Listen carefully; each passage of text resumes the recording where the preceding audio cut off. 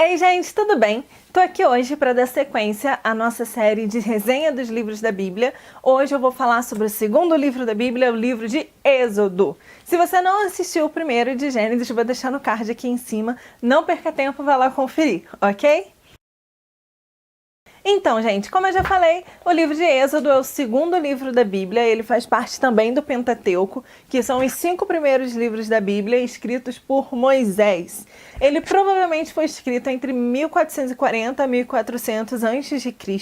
por Moisés, como eu já havia falado. A palavra Êxodo significa saída e realmente conta a saída do povo do Egito para a Terra Prometida. Vocês lembram que eu falei no finalzinho do livro de Gênesis, quando Jacó foi com toda a sua família morar no Egito, ocupar a terra de Gósen, né? Porque o José convidou ele e toda a sua família para ir morar no Egito, onde tinha comida, tinha fartura e tudo mais. Só que Jacó morreu, a família toda de Jacó morreu, toda aquela geração morreu, José morreu, todo mundo morreu. E aí foram passando os anos e os israelenses foram se multiplicando na terra de Gósen, na terra do Egito, e até que o povo do Egito resolveu ficar um pouquinho com medo, porque eles eram muitos, e resolveram escravizar o povo hebreu. Então aí foram se passando, né, anos e anos, gerações, e eles ainda estavam presos e tinha a promessa de que viria um libertador para libertar eles da escravidão. Então nasceu Moisés, um menino hebreu, e o Egito, né, o faraó, tinha colocado um decreto que todas as crianças que nascessem deveriam morrer se fossem meninos, porque estava muita gente na terra e ele não queria tanta gente assim na terra dele, então ele resolveu que mataria todos os meninos. E Moisés nasceu no meio dessa circunstância, ele deveria ser morto, mas a mãe dele pegou ele, colocou ele dentro de uma cestinha, cingiu a cestinha de betume direitinho, colocou no rio Nilo, onde a filha de Faraó se banhava, e a filha de Faraó encontrou a cestinha e resolveu pegar Moisés e cuidar dele como se fosse seu filho. E aí a irmã de Moisés, Miriam, que estava observando tudo de longe, ela viu quando a moça pegou, né, o bebê, e aí ela pediu autorização para ir lá buscar uma ama de leite, alguém para cuidar, e aí ela concordou. Miriam foi lá, buscou a mãe dela, que era a própria mãe de Moisés, e ela cuidou de Moisés até Moisés ficar grandinho já, antes de ir para o palácio. E aí Moisés foi para o palácio, foi tratado como um príncipe no Egito, teve acesso a toda a sabedoria daquele tempo e tudo mais, até o momento em que aconteceu um incidente. Ele já era grande e ele, vendo a opressão do povo, né, hebreu, ele acabou matando, assassinando um egípcio, e as pessoas descobriram e ele resolveu fugir dali, foi para o deserto. No deserto ele acabou conhecendo sua esposa, casou, se estabeleceu lá, teve seus filhos lá, até o momento que Deus apareceu para Moisés e aí fala para ele que ele precisa retornar para libertar o povo dele da escravidão. Moisés na hora não queria muito, ficou meio desconfiado, mas Deus estava mandando, né? Então vamos lá. Isso acontece no capítulo 3 de Êxodo, quando Deus se revela a Moisés através da sarça ardente pegando fogo, né, que não se queima. E aí Deus fala com ele através da sarça, e Moisés entende então que ele precisa retornar ao seu povo para trazer libertação. E aí Moisés vai, pede para Faraó, e Faraó não deixa o povo sair, e aí acontece aquela história toda que vocês já estão acostumados a saber, né, que vocês já conhecem. E aí acontece que tem as 10 pragas do Egito. Eu até anotei aqui para não esquecer: a praga em que o rio se torna sangue, né, toda a água se torna sangue, a praga das rãs, praga dos piolhos, das moscas, da morte dos rebanhos, das feridas, do granizo, do gafanhoto, das trevas e, por último, a morte dos primogênitos. E aí, quando acontece a morte dos primogênitos, Faraó, enfim, resolve liberar o povo para ir embora, né, para ser liberto. E aí, quando o povo está indo, e aí Faraó resolve que não vai mais e deixar o povo sair, e aí vai com o exército dele todo atrás do povo de Israel, que já está indo embora, e aí Deus abre o Mar Vermelho com paredes de água dos dois lados, assim que a Bíblia relata, e Moisés passa com todo o povo a pés enxutos, totalmente seco. E quando chega do outro lado, né, o povo indo atrás deles, e ao mesmo tempo Deus colocou para acompanhar seu povo uma nuvem, né, uma coluna de nuvem e uma coluna de fogo, fogo durante a noite e a nuvem durante o dia.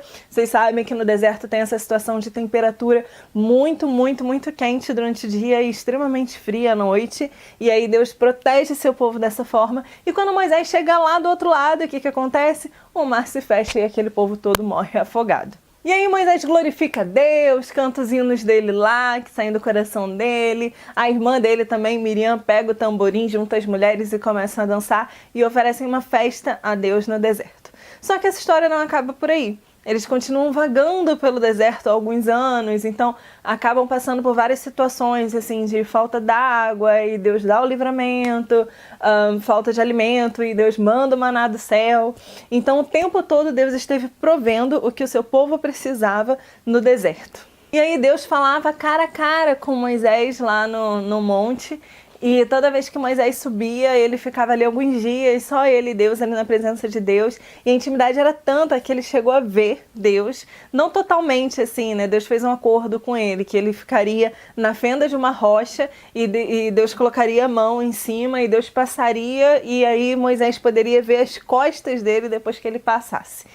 E aí assim foi, e Moisés ele era tão cheio da glória de Deus que o rosto dele brilhava e as pessoas estranhavam de ver que o rosto dele brilhava muito, as pessoas tinham medo disso tudo.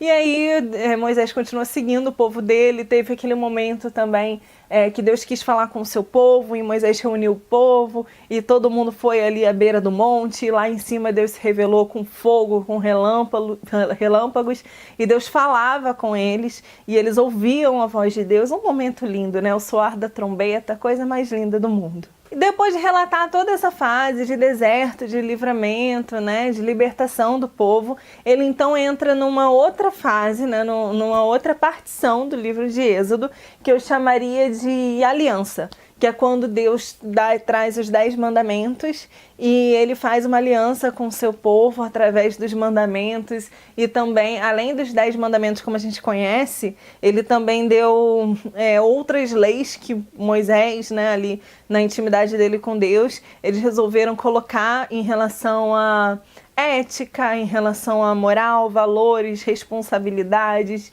É um livro bem, como é que eu posso dizer assim, bem técnico do que acontecia naquela época, né? O que deveria acontecer diante de cada situação. Relata bem toda essa história. E por último, a última partezinha do livro fala a respeito do desejo de Deus de estar junto com o seu povo quando ele manda construir o tabernáculo. Então é construído ali um tabernáculo, né, que é como se fosse a casa de Deus, manda-se construir a Arca da Aliança, que representa a glória de Deus, e todos os artefatos, né, o candelabro, a pia de bronze, tudo que tem dentro do tabernáculo é feito ali pelos artesãos da época e foram feitos segundo orientação de Deus, orientação mesmo. Por exemplo, vocês vão usar a madeira de acácia na Arca da Aliança, com tanto de comprimento, tanto de largura, tanto de espessura, a tampa, né, o propiciatório, vai ser de ouro fundido, com desenho de 2 querubins, o candelabro tem que ser uma peça só de ouro, de onde tem uma vara central e dali saem 3 braços para cada lado. Você vê assim que é extremamente técnico, tudo que é colocado ali para Moisés fazer exatamente de acordo com a forma que Deus pediu que ele fizesse. E aí os artesãos trabalham, quem construiu a Arca da Aliança foi Bezalel, que é uma das pessoas que saiu do Egito com ele, e a gente consegue acompanhar assim bem de perto como Deus se preocupa com os mínimos detalhes. Às vezes a gente acha que são coisas assim que Deus não se importa, que poderia ser de qualquer jeito. Não, mas a gente vê o cuidado de Deus, não só com o seu povo, mas também com o seu espaço, também com a forma como as coisas deveriam andar. É muito legal, muito bonito o livro de Êxodo, vale muito a pena ler. É isso, espero que vocês tenham gostado. Fiquem ligadinhos aí, semana que vem, domingo que vem, temos Levítico. Um beijo, fique com Deus, que Ele abençoe você e a sua casa. Tchau, tchau.